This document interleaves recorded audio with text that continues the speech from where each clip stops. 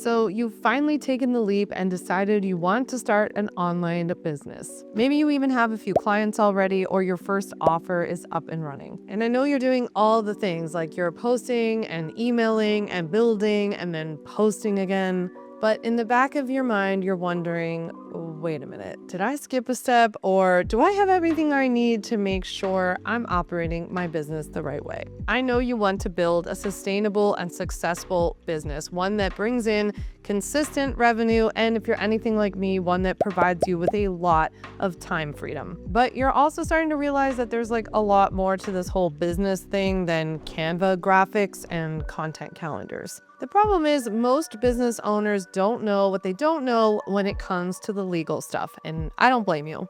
But that blind spot can cost you. Whether it's shoddy contracts or tax confusion and not paying them in time, or just not having the things in place so that you actually can get paid on time, none of it's good. So in today's episode, I'm breaking down the 7 top legal mistakes I see new entrepreneurs make and how to avoid them. Mistake number 1 is flying blind for too long and thinking that you can wait to get legal protection for your business until you're more successful. Here's the thing, legal protection only works from now moving forward. So if you wait to get legal protection in place, you won't have any protection for anything you've done already. That means any clients you've already worked with, any content you've already put out there, none of it is protected. So that's one reason why it's not good to wait. The second reason why it's not good to wait is because I have helped thousands and thousands of people around the world learn how to start their online businesses. And I can tell you that one consistent theme I see amongst those who said that they would wait until they were more successful is that they actually never ended up getting there because they were so nervous to be seen online, to put out more content, to take on clients, to raise their prices, to say no to refund requests or anything like that, because they weren't sure that they had a legal leg to stand on. Instead of you thinking of this from the perspective of when I get successful, I will get legal in place, what I need you to adopt is a mindset of future-proofing instead, which is that wherever you are headed, where you're headed 6 months from now, 1 year from now, 3 years from now, that kind of business needs legal protection. And legal protection starts today, because again, it's not retroactive, but it's also part of what's actually going to get you there.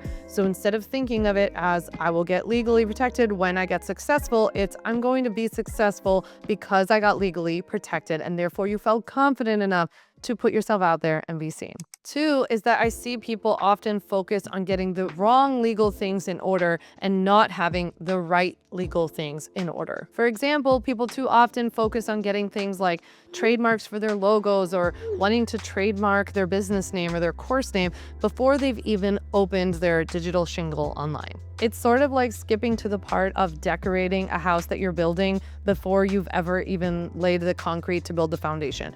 When you are starting an online business, the most important part is to make sure you have a very solid foundation so that you can build a beautiful house on top of it that will last a very long time and that will allow you to decorate it many times and redecorate it many times in the future. Don't get me wrong, things like trademarks and copyrights are super important, and I'm not telling you to never do them or to wait or anything like that. I can't tell you one way or the other. What I am telling you is that they are not a reason to wait to start your business. They are something that you can do alongside starting your business, but it's also important that you even know like what is worth protecting, what's going to be your bread and butter, as I tell my customers, and really figuring out how can I get the rest of my business's legal foundation in place while also layering on things like trademarks and copyrights. For example, I will sometimes get emails from people who are kind of obsessing over making sure that they have a trademark when they haven't even started their business yet. By the way, it takes like almost 2 years to even get a trademark approved. So again, something you do simultaneously, but they'll be asking me about this. And I'm like, wait a minute, have you formed your business? Do you have business insurance? Do you even have contracts for what you're selling?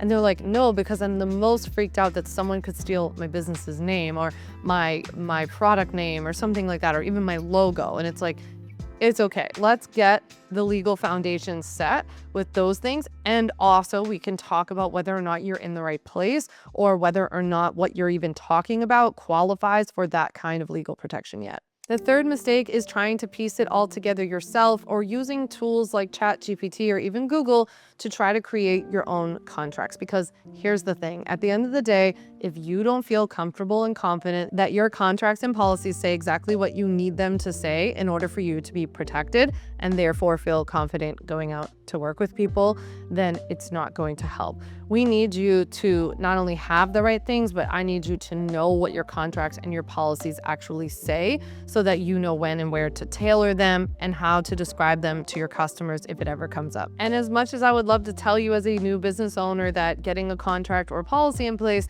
is just a one-time thing and you can forget about it for the rest of your life, the truth is, if you are entering into the online world, if you're a creator, a coach, a service provider, you're selling products through an e-commerce store, then you are entering into a world that is constantly evolving, which is a good thing. But legally speaking, that means you need someone who's going to keep you up to date.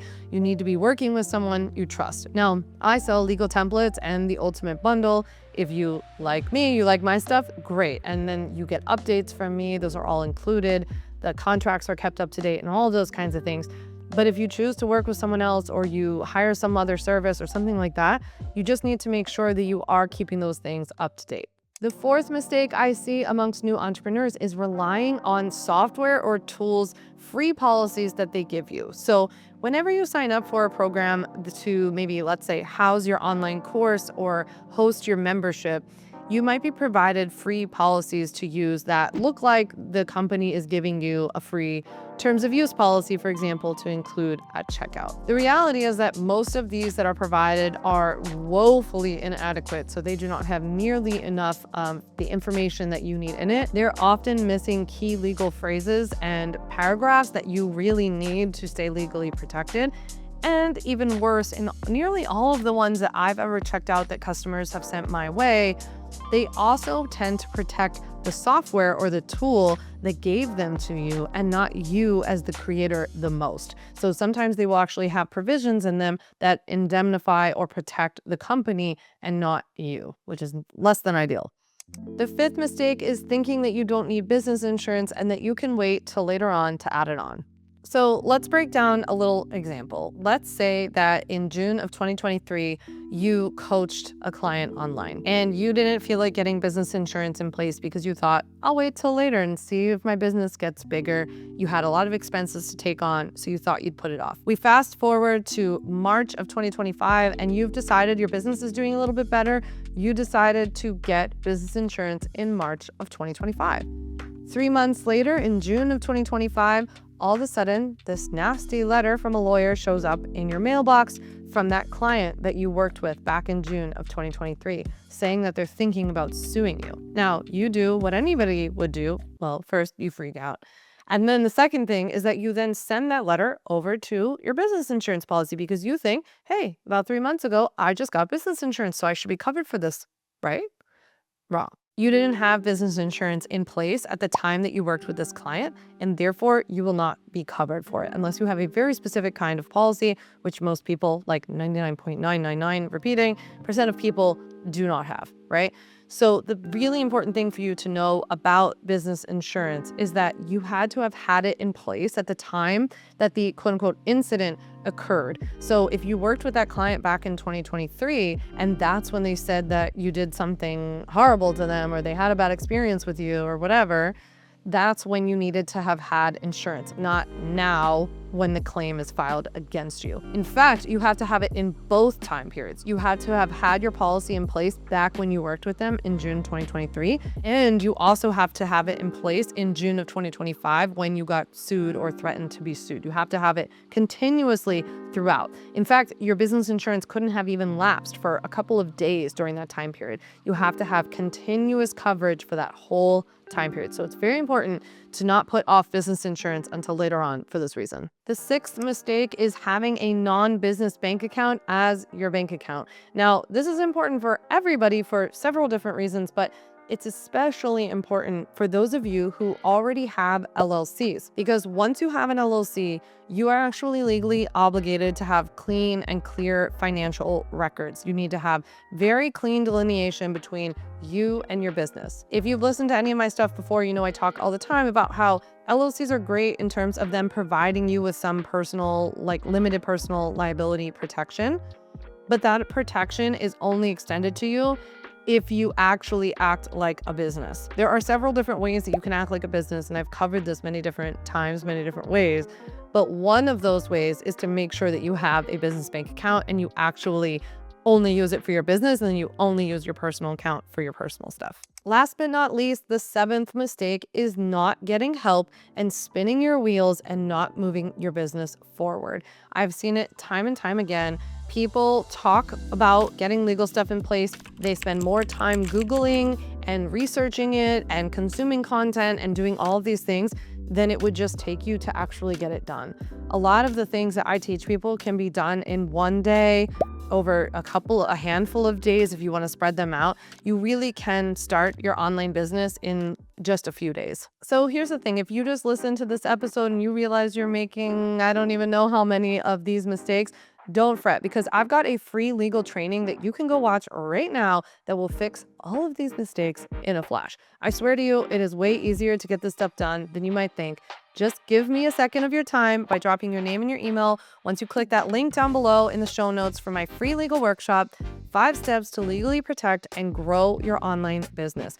Because in this workshop, I'm going to teach you exactly how to set up your online business the right way, keep your content safe, and make sure you get paid on time. So click the link down below in the show notes to sign up for my free workshop. And before you go, leave me a comment. Let me know, was this video helpful? Which one of these mistakes was the most helpful to hear about today? I would love to hear from you. And of course, if you like this video, I recommend you watch this video next.